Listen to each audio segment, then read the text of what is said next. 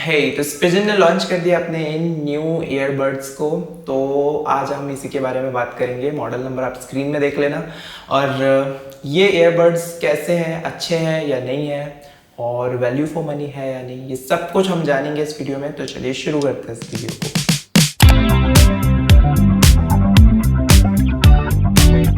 तो ये कुछ इस तरह के बॉक्स में आता है और बॉक्स सिंपल है, अनबॉक्सिंग एक्सपीरियंस भी सिंपल है। ये एक बजट प्रोडक्ट है तो हमें इतना ज़्यादा ध्यान नहीं देना चाहिए मेरे हिसाब से अनबॉक्सिंग एक्सपीरियंस को लेके। और इसके अलावा जो पैकेज है वो काफ़ी सिक्योर है, प्रोडक्ट अंदर सेफ ही रहता है। बस बहुत सारे रैप को यूज़ किया है इस बिजनेस में, जो कि मेरे हिसाब से इन्वायरमेंटल पर्सपेक्टिव से भी सोचना चाहिए। अब तो सोचना चाहिए क्योंकि 2025 चल रहा है, लोग बहुत अवेयर होते जा रहे हैं एनवायरनमेंट को लेके। बाकी मैं अनबॉक्सिंग को स्किप कर रहा हूँ। अनबॉक्सिंग का मैंने शॉर्ट बनाया था, वो मैं डिस्क्रिप्शन में लिंक दे दूँगा, आप वहाँ से जाके चेक कर लेना। अनबॉक्सिंग में क्या क्या कंटेंट आता है आपको उसमें दिख जाएगा। बाकी मैं अगर स्किप करके आपको डायरेक्टली दिखाऊँ तो ये सब चीज़ें आपको मिल जाएंगी।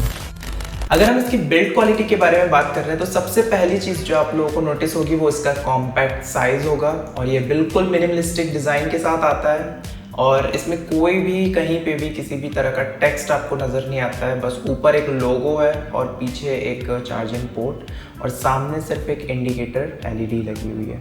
तो ये चीज़ बहुत अच्छी चीज़ है, बहुत सही लगता है देखने में, काफ़ी प्रीमियम सा फील होता है। बहुत ही कॉम्पैक्ट सा साइज़ है इसका, तो बढ़िया है। लेकिन ये पूरी तरह से प्लास्टिक का है और हल्का सा आपको लाइट वेटेड फील होता है। मुझे ऐसा लगता है कि ये गिर जाएगा तो टूट जाएगा। और इसकी जो लिड है वो हल्की सी लूज फील आपको करेगी और आपको ऐसी आवाज़ भी आएगी इससे। तो कुल मिला के इसकी बिल्ड क्वालिटी जो है वो इसके प्राइस के अकॉर्डिंग अच्छी है, बुरी नहीं है। और इसके जो ईयरबड्स हैं वो भी थोड़े से लाइट ही हैं, लाइट वेटेड ही हैं, तो अच्छे से फिट हो जाते हैं और गिरते नहीं हैं। तो इसमें हमें क्या क्या फीचर्स देखने को मिलते हैं, तो सबसे पहले आपको इसमें मिल जाएगा ब्लूटूथ 5.0, टच कंट्रोल मिलते हैं इसमें, 10mm bio diaphragm dynamic drivers इसमें देखने को मिलते हैं, 6 बिल्ट इन माइक्रोफोन्स भी इसमें देखने को मिलते हैं। और इसमें जो एक्टिव नॉइस कैंसलेशन सिस्टम मिलता है वो 40 dB तक के नॉइस को कैंसिल कर सकता है और अलग अलग 4 मोड्स के साथ आता है। एक पैसिव जिसमें ये बिल्कुल नॉर्मल हेडफोन की तरह रहेगा, एक ट्रांसपेरेंसी मोड है और एक है नॉइस कैंसलेशन मोड। और इसके अलावा इसमें एक नॉइस कैंसलेशन विंड के लिए भी दिया गया है, तो वो भी एक बहुत अच्छी बात है। और अब तक आप ये समझ गए होंगे कि इसमें एक एप्लीकेशन भी मिलता है। तो हाँ, ये इसमें फीचर्स जो है वो इसमें एक एप्लीकेशन भी मिलता है और इसमें 5 इक्वलाइजर्स के प्रीसेट्स दिए गए हैं और आपको बैंड के थ्रू भी आप इसको कस्टमाइज़ कर सकते हो। ओके, तो ये बजने में कैसा है, इसकी साउंड क्वालिटी कैसी है, तो मैं कहूँगा कि देखो, मैं एक ऑडियोफिल टाइप का इंसान हूँ, मैं बहुत ज़्यादा गाने सुनता हूँ। तो इसके साउंड को मैं अगर एक्सप्लेन करने की कोशिश करूँ तो बहुत ज़्यादा लाउड नहीं है, जैसे कि कई अदर कंपनीज़ के, बजट कंपनीज़ के जो हेडफोन्स होते हैं उनमें होता है, बहुत ज़्यादा लाउड दे देते हैं वो साउंड। तो इसमें वैसा नहीं है और बहुत लो साउंड भी नहीं है, काफ़ी मीडियम लाउडनेस के साथ है। आपको बहुत ज़्यादा इरिटेट या बहुत एकदम आपके कानों में चुभने नहीं लगेगा फुल साउंड में। इसके अलावा इसका साउंड सिग्नेचर किस टाइप का है, किस टाइप की आवाज़ इससे आती है, तो मैं कहूँगा कि इसमें जो बेस है और ट्रेबल है काफ़ी बैलेंस्ड है। आपको कहीं पे भी ऐसा नहीं लगेगा कि जो बेस है वो ओवर पावर कर रहा है ट्रेबल्स को। काफ़ी बढ़िया आप लोगों को एक इक्वलेंट साउंड प्रोफाइल देखने को मिलता है, एक फ्लैट साउंड सिग्नेचर देखने को मिलता है इस हेडफोन के लिए। तो बहुत अच्छी ट्यूनिंग किया है स्पिजन ने इस हेडफोन की, इसके लिए मैं सही कहूँगा। क्योंकि अदर हेडफोन्स में मैंने फिर से यही चीज़ नोटिस किया, बजट हेडफोन्स में बेस को बिल्कुल ओवर पावर कर देते हैं और उससे होता ये है कि आपको जो डिटेल्स है ना वो थोड़ी कम फील होती है अदर हेडफोन्स में, अगर उनका बेस पहले से ही इनहैंस्ड करके रखे हैं कंपनी ने।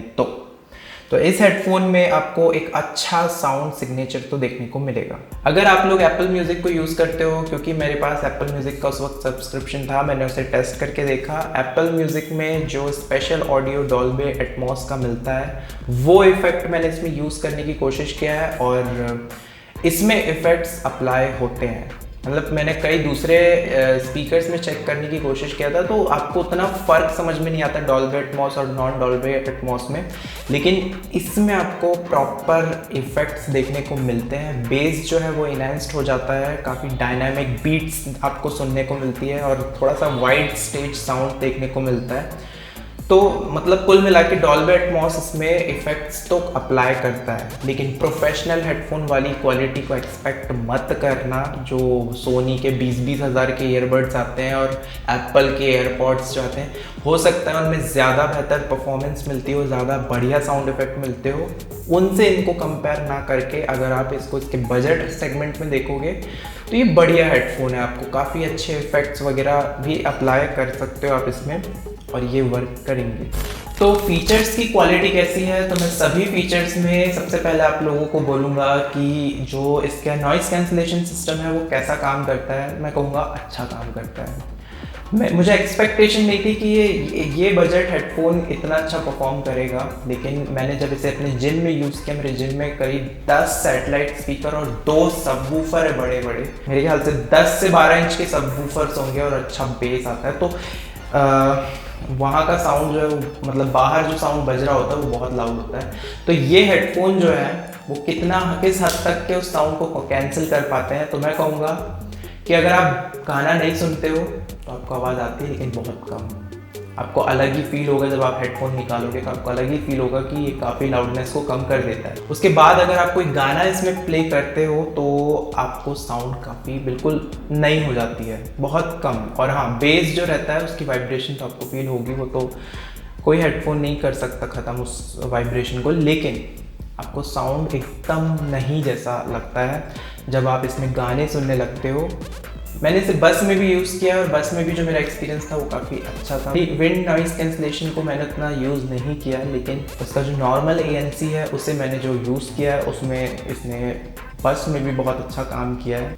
लेकिन आप अगर इसमें एक बहुत लंबा सेशन लेते हो नॉइज़ कैंसलेशन अनेबल करके गाने सुनते हुए, तो आपको थोड़ा सा मतलब बिजीनेस फील होगा, आपको मतलब कान में थोड़ा सा लगेगा कि आपके कान में कुछ तो प्रॉब्लम है। नॉइज़ कैंसलेशन सिस्टम में यही एक प्रॉब्लम होता है, और ये एक इन ईयर हेडफोन है विद नॉइज़ कैंसलेशन, तो आपको थोड़ा सा तो अजीब सा लगेगा कानों में, जो कि एक बात है। टच कंट्रोल कैसे हैं? टच कंट्रोल उतने अच्छे नहीं हैं, वो उतना क्वालिटी फीचर नहीं है। हाँ, काम करते हैं, लेकिन आपको बहुत ज़्यादा मतलब बार बार टच करके आपको करना पड़ता है, तो हर बार नहीं हो पाता है। बस होता है, कभी होता है कभी नहीं होता, इस टाइप का है। इसके अलावा आप इसके एप्लीकेशन में जाके इसके टच पैनल को कस्टमाइज़ भी कर सकते हो डिफरेंट कमांड से, जैसे कि वॉल्यूम से रिलेटेड या प्ले, पॉज, या फिर आपको आपके वॉइस असिस्टेंट को एक्सेस करना है। ये सब कुछ आप इसमें कस्टमाइज़ भी कर सकते हो दोनों ही साइड के ईयरबड्स के लिए। और अगर आप चाहो तो अपने टच पैनल को स्लीप मोड से डिसेबल भी कर सकते हो।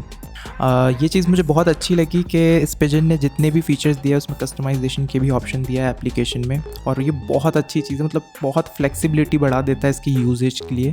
अच्छा, क्या ये सोते वक्त यूज़ करने में कंफर्टेबल है? बिल्कुल भी नहीं। इसके साथ साथ आप इसमें नॉइज़ कैंसलेशन को काफ़ी कस्टमाइज़ कर सकते हो। इसमें 4 अलग अलग सिनेरियोज़ दिए गए हैं, इंडोर, कम्यूटिंग, नॉइज़ी और एंटी विंड, जो मैंने आपको स्टार्टिंग में बताया था, और इन सभी की भी इंटेंसिटी आप बढ़ा और कम कर सकते हो।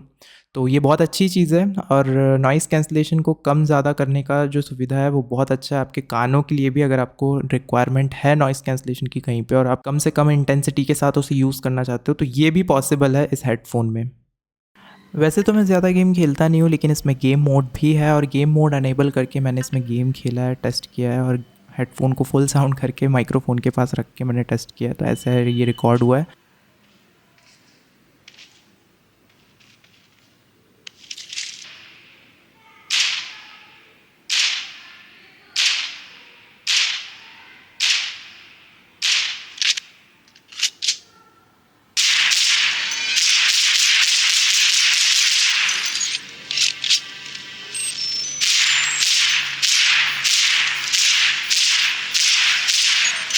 तो आप मुझे बताना कि आपको इसकी परफॉर्मेंस कैसी लगी कमेंट सेक्शन में, ओके।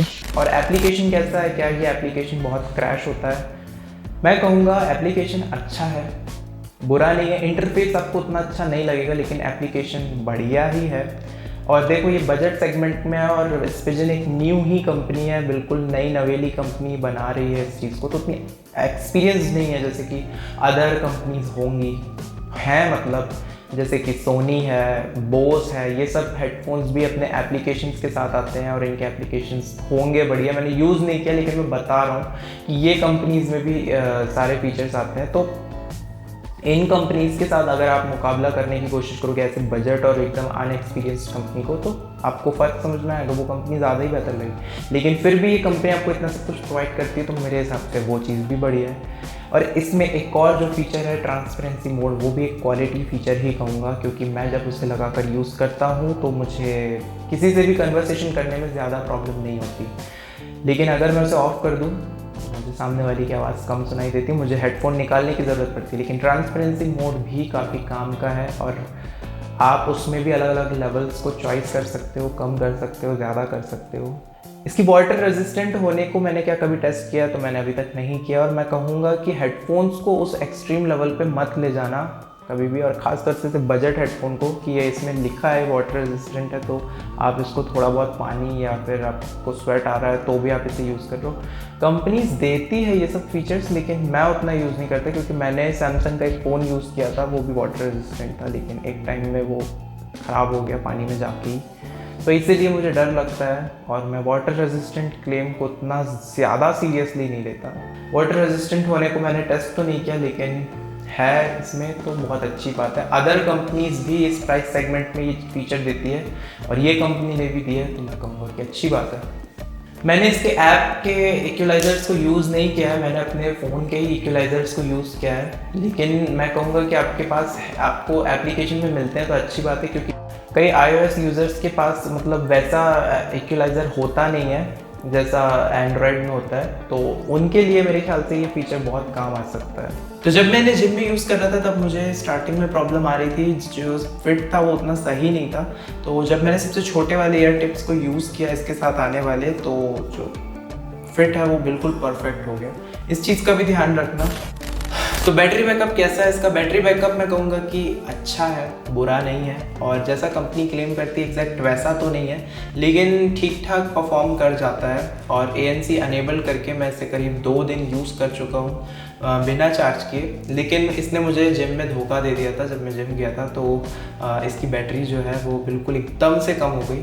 इसके बैटरी बैकअप को लेके एक प्रॉब्लम और भी है कि आप लोगों को जो एप्लीकेशन में इसका परसेंटेज दिखाएगा, बैटरी परसेंटेज कितना है, तो वो एकदम परफेक्ट नहीं है। ये चीज़ एप्लीकेशन में भी लिखी आती है जब आप आई बटन को क्लिक करते हो उसमें बने हुए, लेकिन मैं कहूँगा कि बैटरी बैकअप फिर भी मैं कहूँगा ठीक ही है, इतनी भी बहुत अच्छी नहीं है और बुरी भी नहीं है। अगर आप कैजुअल लिसनर हो तो आप आराम से इसको यूज़ कर सकते हो। पैसिव मोड में यूज़ करोगे तो ज़्यादा अच्छा परफॉर्म करेगी। मैं रेकमेंड करूँगा ANC तभी यूज़ करना जब ज़रूरत हो, हमेशा यूज़ मत करते रहना, वरना कानों में इफ़ेक्ट पड़ता है। मैंने आप लोगों को पहले भी बताया था, मुझे थोड़ा सा लग रहा था डिजीनेस, थोड़ा सा भारीपन मेरे कानों में।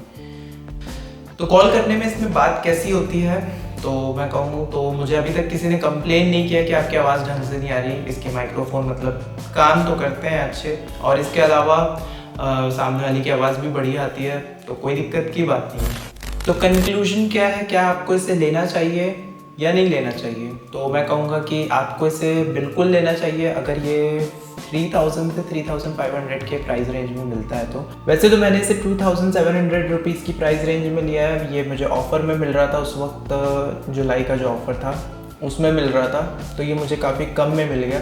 लेकिन ये 3500 के आसपास में भी एक बहुत अच्छा हेडफोन है। अभी पता नहीं क्यों इस पिजन ने इसका प्राइस थोड़ा सा बढ़ा दिया है। इसमें ऑलमोस्ट सभी बेसिक फीचर्स हैं, लेकिन फिर भी इसमें एक जो बहुत इंपॉर्टेंट चीज़ होनी चाहिए थी वो नहीं है, वो है मल्टी पॉइंट कनेक्शन। आप एक टाइम पे सिर्फ इसे एक ही डिवाइस से कनेक्ट करके रख सकते हैं, जो कि थोड़ा सा प्रॉब्लमेटिक है। मतलब अगर आपके पास मोबाइल है, टीवी है और लैपटॉप भी है, कंप्यूटर है, एटलीस्ट कोई 3 डिवाइस से कनेक्ट करने का ऑप्शन इसमें देना चाहिए था। जैसे कई बार मैं अपने कंप्यूटर और मोबाइल दोनों को ही यूज़ कर रहा होता हूँ, तो मुझे बार बार डिस्कनेक्ट और कनेक्ट करना पड़ता है, या फिर हेडफोन निकालना ही पड़ता है अगर जैसे आपको कंप्यूटर में कुछ देखना है तो ये प्रॉब्लम है इसमें। 3500 में बढ़िया चीज़ है।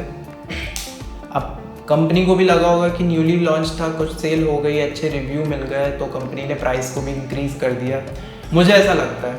वैसे तो है लायक थोड़ा महंगा हो जाने के, लेकिन फिर भी 3500 के आसपास ही इसको बेचना चाहिए। कंपनी को बहुत अच्छी वैल्यू मिलती है इस प्राइस रेंज में। और इस कंपनी के लिए मैं कहूँगा कि एक यंग कंपनी एक अच्छा ऑफर आपको दे रही है, एक अच्छा पैकेज आप लोगों को दे रही है और सभी फीचर्स दे रही है और फीचर्स काम भी करते हैं, तो मैं कहूँगा गुड जॉब स्पिजन। बस मल्टी पॉइंट कनेक्शन नहीं है, इस चीज़ का ध्यान रखना। मल्टी पॉइंट कनेक्शन एक बहुत इंपॉर्टेंट फीचर हो जाता है अगर आपके पास मल्टीपल डिवाइसेस हैं तो ये था रिव्यू इस हेडफोन का। ये है स्पिजन ईयरबड्स, इसका मॉडल नंबर आप देख लेना स्क्रीन में। बाकी मेरा रिव्यू आप लोगों को कैसा लगा आप मुझे कमेंट में बताना। कोई सवाल हो मैं आप लोगों को कोशिश करूँगा जवाब देने की, छोड़ देना। और सब्सक्राइब कर लो चैनल को, क्योंकि और भी आगे ऐसी वीडियोस आएंगी जो इन्फॉर्मेटिव रहेगी आप लोगों के लिए।